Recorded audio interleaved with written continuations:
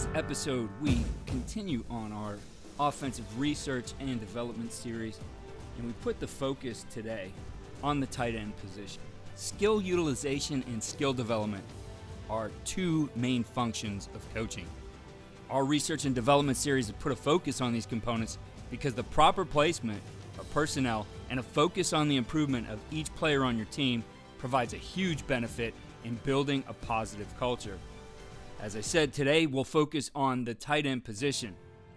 The tight end position's gone in evolution, and we've seen that start as something where they were the more athletic tackle, maybe 15 or 20 years ago. They wore a number in the 80, just one more than 79, that made them an eligible player, provided an extra gap and a blocker in the run game, and eventually that disappeared to be replaced by the 10 personnel era for high school and college offenses especially. And now the tight end's made a reappearance and coming back as one of the most dynamic hybrid positions on the field. We've especially seen that evolution from the spread 2x2, 3x1, 4 wide receiver spread sets to incorporating a tight end or even multiple tight ends. And from today's most popular 11 personnel off the ball alignment to the tight end back as the attached tight end, a wide slot, or even a single side split end, the position is back and a driving force in many offenses. As defenses have evolved to keep up with the spread, safeties have become linebackers in the nickel types of packages, and now the bigger tight end type presents a matchup problem, not just in terms of one-on-one matchups, but also in terms of personnel packages on the field. With a versatile athlete, offenses can still align in 4 wide sets and take that same guy and put him down in the box or into the backfield without changing personnel. So for defensive coordinators who package a defense based on personnel, this can cause some fits. If we describe the ideal tight end, he's a versatile athlete with the right amount of speed, physicality, and intelligence. He must have physical durability and willingness to initiate contact in the run game, and he must have a high football IQ to be able to do all the things we want him to do in the run game and the pass game. The tight end position requires a big, skilled athlete that can utilize his athleticism to create mismatches and advantages in the pass game while displaying the ability to play with physicality in the run game. If this athlete can't be found in your locker room, go look on the basketball court. He's there. Or maybe he is a defensive end or linebacker on your team. The Coaching Coordinator Podcast guest NFL tight end Chris Manhertz didn't put a helmet on until his first practice in the NFL. He was playing basketball in high school and college, and he was found on the court and turned into one of the most effective blocking tight ends in the league. And the point is that if you want a tight end and the advantages that come with him, you can find them. Well, many times this player is never massive enough to physically dominate the line of scrimmage or fast enough to run away from third-level defenders. Having a strong understanding of the game from a technique perspective in both route running and run game fundamentals is key.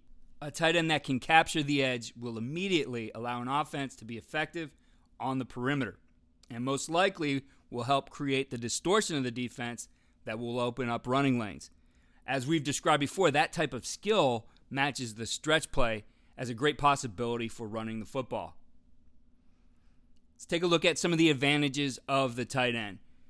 If you're willing to find a player and develop him in your offense, you'll find that there are many benefits to using him on the field. First, a tight end creates extra gaps and changes run fits. 3x1 versus 8-man fronts causes problems for the safety and linebacker run fits. For a 7-man front team, the defense has an extra gap to defend and must do so by making the hash safety player a dual role player. Obviously, that becomes an advantage for the offense. Number 2, they create mismatches. Defenses have different philosophies on how they'll handle a tight end. You start to see them try to match a nickel package with spread sets and an even front with tight ends or 11 personnel, and teams who bounce between that 3-4 and even front tend to try to do that. And the tight end who can align next to a tackle and flex out as a receiver causes some problems for them. Furthermore, when you look at body types, you're usually going to get a taller and thicker player matched up on a safety. And the tight end can have a 15 to 20 pound advantage on him as well as being taller. As we transition to utilizing the tight end position and these players were receivers and quarterbacks for our offense. They had some decent speed, and that also presents a problem for some of those thicker, slower linebackers who might try to match up with them. So overall, it's an opportunity to really start to look at matchups within your offense. Number 3, the defensive end now has more to react to. He's forced to play a different technique than when he is to an open side. He now has to have multiple block reactions. I think 10 personnel, and teams who operate out of 10 personnel gave defensive ends a break, right? You could have 2 of those speed rushers there because they didn't have to worry about somebody blocking down on them. They didn't have to worry about being comboed. Now you put that tight end in there, he has to do multiple things. His skill set has to become more refined. Number 4, using 2 tight ends has an advantage over using 2 back sets. While 2 backs essentially gives an 8-man front an extra defender to the ball, 2 tight end sets forces that defender be responsible for a gap, thus negating the advantage of the 8-man front. Number 5, using 2 tight ends together in a wing set allows an offense to have an advantage in securing the edge to the wing side while also allowing the wing to be a polar on counter coming back to the open side. So you take those extra gaps, you put them to one side, and you're able to bring one of those guys back on a counter play, thus creating a gap that they have to fit on the other side on the move. Number 6, because of range and size, tight ends can be open even when they aren't open. A tight end who knows how to use his body in space and box out, much like a rebounder in basketball, can be a huge asset on short to intermediate passes for a quarterback who understands ball placement and has accuracy. Number 7, they create big opportunities for the tight end in the play-action passing game. Because of his alignment in the box, the tight end is able to get into the voids that linebackers or safeties leave when they are fitting into the run game aggressively. If a lot of his first reaction is to chip or to block or to get something that looks like he's going to be in the run game, now you're going to get that fit down into the box and open up a space for him to get open behind. Number 8, shifts and motions of multiple tight end sets further create problems by enabling the offense to quickly change strength and put extra gaps on the opposite side of the formation. This is an area definitely worth exploring because defenses either have one standard check or a few answers when this happens to them if it wasn't on film, if it wasn't something they saw before. This will be a topic of a future post as we get into utilizing motions and some other things in your offense. Let's take a look at how you can use a tight end in your offense. And this kind of goes back to what we talked about before with the offensive line schemes. We've talked about the linemen and identified the schemes and concepts that will work best for them.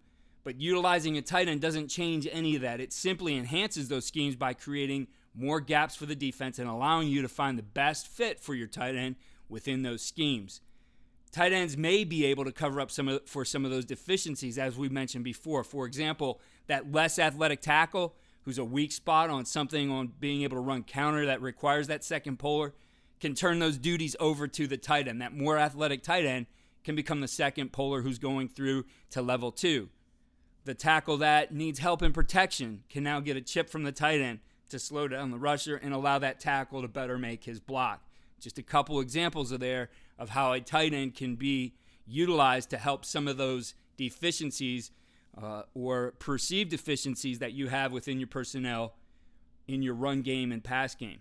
A dynamic tight end that is a true triple threat who can block, who can go out for passes and block and then go out for delayed passes really becomes a problem for a defense. They have to have multiple defenders keeping an eye on him. Let's take a look at some of the run game skills and schemes that he may fit into. So think about him as that Y counter polar, right? The tight end can be inserted into the blocking scheme, whether that's a gap scheme or a zone scheme. Both of those allow him to insert not just on the line of scrimmage, he can insert up into the line of scrimmage to lead or pull through and kick out. On the typical type of counter that you look at, the GT, he replaces that tackle, and his job is to wrap for the linebacker and kick him out and allowing that ball to be cut up inside of him. You look at a very popular scheme. I just wrote an article about it the other day. The combo on duo. Duo is really one of those trending plays at all levels now. Great on the goal line. Wherever you use it, the tight end combo block with a tackle allows that double team up to the linebacker. And it's a perfect example of how to neutralize the popular mint front. And there's in the article that will follow for this, there's a video in that from Cody Kennedy, who is the tight ends coach at Arkansas now. Motioning, moving gaps, cause some of that pre-cert recognition that the defense has to do. They have to recognize, they have to communicate, they have to adjust. You're creating multiple opportunities for them to be wrong. Motioning tight ends across and moving that extra gap to the other side allows him to work with the offensive line and force adjustments from the defense to remain gap sound in their run fits. The arc block, I think, should be a big part of using your tight end. You go back to some of the old power schemes or even option schemes. You're going to arc block that guy up to the safety, and you had a bigger body on a smaller safety, and essentially you're getting that again. You're getting that big tight end arced up to the small safety or the corner, and it becomes a huge advantage for you in the running game, but also starts to create those opportunities for him to be really big in play action when that safety really starts to fit what looks like a block from that tight end. He can be the anchor on pin and pull. His job is to block down and allow him to secure his gap and get those pullers around to the perimeter. You can have him spread out, split out, block on bubble. You have your receivers who are dynamic and can do some things out in space. Now you have a big dynamic blocker in space to get that play going. His play action skills. As an example, catching a pass on a counter pass. The counter action draws the linebacker up into his run fits and allows that tight end to get in behind and exploit that void that's been created by the run fill of the linebacker. You look at Y cross or the drag on naked. He's in great position to get across the formation and into a void in the coverage. He's got that tighter alignment. He immediately becomes a threat getting across to the other side. The slot fade has become very popular. He's a good guy to be able to play that either from a tight end position or flexed out. He can get into that seam caused by the safety movement towards plays like the jet sweep. If he's doing a great job of using his body in space, that doesn't even have to be something where he's getting open over the top. You get him into that void, again, get that ball placement, and allow him to use his body to get himself between the defender and the ball. Mentally, this player should command enough technical savvy and understanding to utilize his speed and size to win at the top of routes. The most critical downs for a tight end come on third down or in the red zone. And here's where his mass, size, and strength, as well as his savvy, make him an ideal target. So let's take a look at some of the passing game skills. Stick. I think stick is one of the premier routes for a tight end. Get that guy open in space, let him turn around. Again, he's got that bigger body. He can box out if needed. It's an easy throw to the tight end. If you're running a lot of bubble, if he's that guy who's flexing out into a 3-by-1, being number 2 and blocking for the receiver to get the ball to him and get the play going, now that overreaction of the defense creates a lane for him to run a quick slant in there. Again, a nice, easy throw. The ball's out quickly. Now the tight end, a bigger body running in space against smaller players. Can run him on a stop on the sideline, right? He doesn't necessarily need to be the guy who gets over the top all the time. Switch releases on 4 verticals, 2x2s, whether he's attached or flexed or coming from off the ball. You can get him singled up on the sideline and, again, use that big body to make a possession-type catch for a nice gain. Utilizing him in the screen game. The Y slip or the Y screen on the other side of the ball, maybe away from a naked.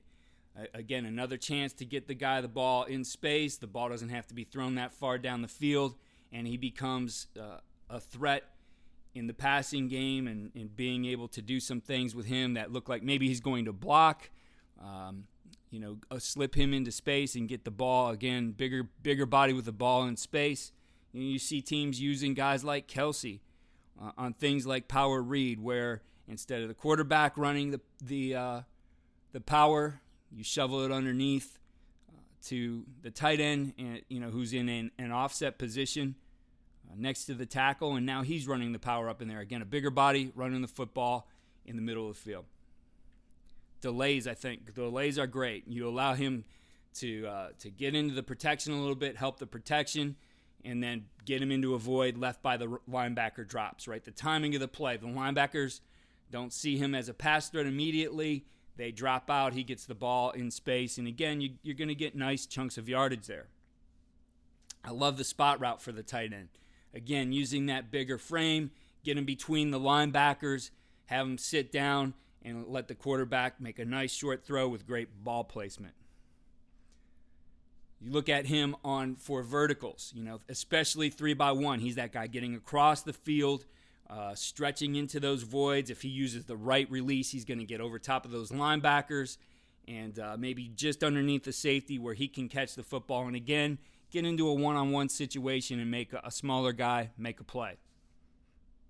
So we want to think about how can we create tight ends? How can we develop tight ends? And speaking with a friend of mine in the game, Andrew Coverdale, who's the offensive coordinator at Ohio State champion St. Xavier High School, he sees that it's a necessity and benefits his offense by utilizing tight ends. Throughout his career, he's made using tight ends and H-backs the core of his offense. And when I asked him about that, he said that even though most of our tight ends have been physically limited guys, none of whom are that prototypical tight end when you look at them, the character qualities we've gotten with the kinds of kids we've moved there, along with the manageable number of things we've asked them to do, and the selectivity we've used to place them into advantageous situations, has more than outweighed whatever limitations we've had. It's also given us a lot of tools and made us tough to defend. If we ever get the elite feature type of measurable at that spot, we'll expand and be more vertical in what we do. The things we build our offense around don't require them to be dominant blockers in the run game. For example, wide zone. The running back will make them right in blocking the defensive end. Counter tray, generally arcing the tight end, etc. The skills he has to master are very manageable and can be mastered by the player with a fair amount of athleticism and size and a great want to. That doesn't exactly fit the profile of other positions. He uses converted quarterbacks, running backs, and slot receivers, etc. At places where I've coached, we took a similar approach. Like Coverdale, we required our tight ends to be great blockers, but didn't necessarily rely on physical dominance as much as great technique and allowing them to distort or displace a defender. Secondly, the character of this position group is very high because they are, for the most part, guys who come to us from different positions with a strong desire to contribute and get on the field. They're willing to get out of their comfort zone and learn something new. First and foremost, our experience in creating tight ends comes from players' desire to get on the field. So we look for those tweeners, guys who were bigger than we typically get at receiver. They're usually slightly slower than other receivers, but possess skill in running routes and catching the ball. We've grown them into that position through the weight room, and we've developed that position on the field. We've had those receivers who were 6'3" and came to us as 190-pound freshmen at the college level, and maybe they were a flanker, a Z for us, but grew them into that 225-pound tight end. And for us, fortifying a dynamic receiver in the weight room works best because these guys can do something with the ball after they catch it. And they're far from that day, as I mentioned before, with that tight end who was just a leaner tackle and you added one more to that 79 to make him eligible and use him in the run game on the line of scrimmage. We also take the approach that our tight end skill sets are constantly evolving. We want to take the guy who can be part of a personnel grouping and fill a void with a limited skill set and expand on his skill set as he progresses through our system. We want to create tight ends who are that triple threat by their junior or senior year. So it is something that you're going to develop. Again, you might not have that right away. You might have that guy that you could see some of those things, and it's not just taking somebody who has all the skills. It's still about that skill development as well. The main point is that most programs don't have these guys in their system, so it's a matter of taking their skill sets and adding the blocking component to them. Coaching staffs at most levels are limited and sometimes having a dedicated tight ends coach is impossible. We've had as much success in having someone to coach this position as we have had without it. The key is to your planning for the practice for the position. It must be coordinated and given careful consideration more than any other. This is a player that must spend significant amount of time in both the running and the passing game. And our practice plan includes columns just for the tight end position. The tight ends sometimes have to be shuttled around the practice field more than anybody else, maybe like those quarterbacks. But we're sure that he gets the work that's necessary to be successful in all phases of the game. So making planning his practice a priority and make sure he's in the right places at the right times is necessary, even again, if you don't have that one dedicated coach who can work with him. You just got to make sure that your coaches who are working with him in the run game are accounting for that in their practice plan, as well for those coaches who might be working for him or with him in the passing game. You don't have to wait till next season to add a tight end to your spread offense. You can evolve this guy even with the season getting underway. You've stopped your study, you're stopping looking for ideas. This isn't about adding new things to your offense. It's just how do you utilize maybe one more guy into this scheme? How do you evolve this guy? Maybe he's not the exact guy you want right now to do all those things, but again, over the course of the season, how can you develop him within the plays that you have as something that's maybe a wrinkle or adjustment rather than adding new plays or concepts? So I'll offer some examples of how I would add a tight end into an offense while using what we already have by just breaking down a few simple steps. So number one, take one of your bigger receivers or the bigger running back or the athletic linebacker or athletic defensive end that don't quite fit into your four-wide system. Create a personnel grouping that substitutes this player for that inside receiver, preferably maybe one of the least dynamic of those two inside receivers. Take a look at your formation system. Do you have a word or adjustment to include an attached tight end? If not, what's a simple word you can use as a tag?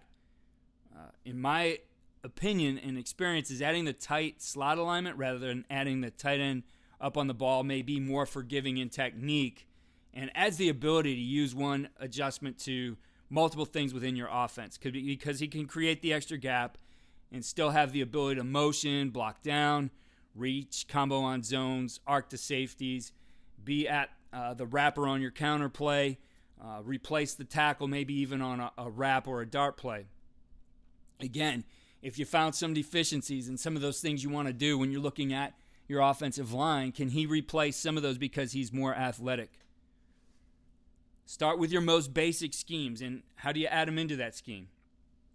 If you're running zone, it's as simple as using him maybe on a split zone or just to be able to block on that side to account for that defender instead of reading him. And now you can create some play action. Can he insert into gaps on the front side and back side and create some variation for your play? Again, looking at something like the zone read. Instead of the quarterback reading the defensive end, he's responsible for them. Or you continue with that read and now get protection for that guy on the second level or handle that gap exchange, right? Now you create some more things that the defense has to account for. Again, can he help in the pass game? Do you need somebody maybe to help your protection and chip on the edge and get him into the flat or get him across the formation? So there's just a lot of things you can do as you look for that. I have a lot of resources that will be in the accompanying blog for this, and I'll include that on coachandcoordinator.com. Later this week, you're going to see plenty of video, plenty of examples of how you utilize the tight end, as well as instructional video from some great tight ends coaches. We have a playlist of tight ends coaches that I will include in the show notes as well. But we're going to continue this series throughout this offseason. We'll look at the quarterback position next. You would have thought by now, being into the third installment, that we would have already talked about the quarterback, but we really feel that building around that offensive line, seeing what you can do with an additional player with that tight end who really does fit into the run game is important to start to develop those schemes. And now we can start placing those other guys within your offense. A lot of things going on this offseason. I've been running a lot of the virtual clinics. We do have Iowa coming up here on Saturday, an incredible lineup highlighted by Matt Campbell from Iowa State and Kirk Ferentz from Iowa, along with some state champions from multiple states. And then we have Maryland following up the following week with, again, another great lineup. Check both of those out in the show notes. I'll have the links to both. Very affordable clinics. You get a lot of talks, and I think just a great chance to improve what you're doing as a coach. Check out everything on coachandcoordinator.com. A lot of supporting blogs for the podcast that we do, and more content that we'll include on there as well. And certainly follow our coaches on CoachTube. You know, there's a lot of stuff out there right now.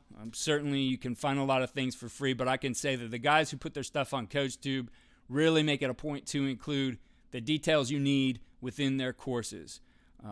If you are a coach who has content, I encourage you to check it out. CoachTube is a platform, not a production company, which means you as a coach, you're going to keep the lion's share of the sales. Up to 80% goes to the coach rather than that going to a production company. And I'll tell you this, you know, there is no free anymore in a digital world. If you're putting your content out there, somebody is using it for something. Data plays are one thing where people try to, utilize you as a way to bring in people to their website and get their data, and that has a lot of value. So I know everybody wants to give back to the game in a certain way, but I would encourage you to value your content, value your IP. If you're somebody who doesn't feel like you want to profit on that, I could tell you that there's all kinds of charities out there who would love to have the donations from your courses, and that's something that you can set up on CoachTube as well. So have that profit for you, your family, or for other people out there, rather than just giving this away and letting somebody profit from that without you being able to have any say in that. Protect your content, protect your IP. You've spent a lot of time developing it, probably more money than you realize. Again, nothing really is free. Don't feel that you just have to put everything out there for free. I think you have the ability to do something good with it. Certainly help coaches, and again, I highly believe in CoachTube. We've partnered with them, and I think it's something that help coaches. Get a hold of me. Email me at keith@coachandcoordinator.com for more information on that, and I can help get you set up. And check out all of the courses we've developed from Lawrence First and Goal. If you go to the CoachTube website again, pretty much in every category, you'll see some of those that are under the author LFG Foundation, Lawrence First and Goal. Again, check that out at coachtube.com.